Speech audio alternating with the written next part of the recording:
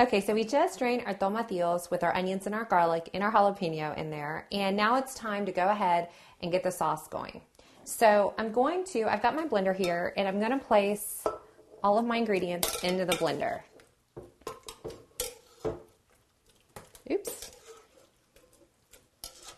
It's okay if you lose one. All right, I've got everything in the blender.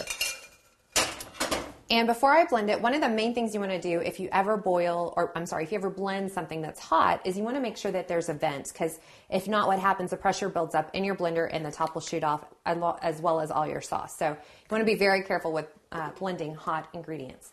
So I'm going to leave this top here so I can kind of vent it just a little bit. I'm going to put it on low.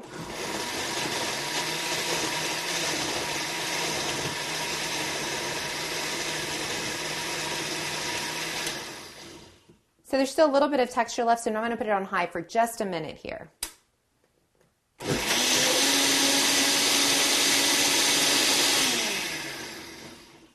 Perfect. I'm going to leave this off, and we're going to continue to add our other ingredients for the salsa.